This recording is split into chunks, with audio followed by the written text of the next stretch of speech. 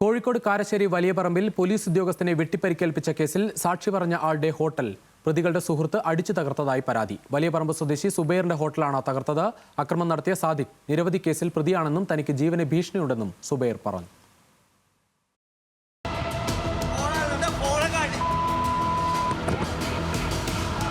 ശനിയാഴ്ച രാത്രി 10 മണിയോടെയാണ് സംഭവം. കാർ മോഷണ കേസിലെ പ്രതി പിടികൂടാനെത്തിയ കൽപ്പറ്റ സ്റ്റേഷനിലെ പോലീസ് ഉദ്യോഗസ്ഥനെ കത്തികൊണ്ട് ആക്രമിച്ച കേസിൽ റിമാൻഡിൽ കഴിയുന്ന പ്രതികൾക്കെതിരെ സുബൈർ സാക്ഷി പറഞ്ഞിരുന്നു. ഇതാണ് പ്രകോപന കാരണം. പോലീസിനെ ആക്രമിച്ച കേസിൽ 3 പ്രതികൾ റിമാൻഡിലാണ്.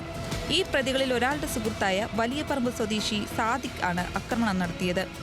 വലിയപറമ്പിൽ പ്രവർത്തിക്കുന്ന സുബൈറിന്റെ സഹോദരന്റെ ഉടമസ്ഥയിലുള്ള ഹോട്ടൽ സാദിഖ് അടിച്ചു തകർക്കുകയായിരുന്നു.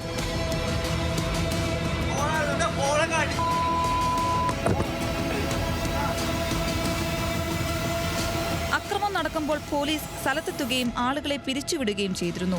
എന്നാൽ പോലീസ് വന്നു പോയതിനു ശേഷം സാദിഖ് വീണ്ടും ഭീഷണിയുമായി എത്തി. സാദിഖ് നിരവധി കേസിൽ പ്രതിയാണെന്നും തനിക്ക് ജീവന് ഭീഷണിയുണ്ടെന്നും സുബൈർ പറഞ്ഞു. സാദിഖിനെതിരെ സുബൈർ പോലീസിൽ പരാതിയും നൽകിയിട്ടുണ്ട്.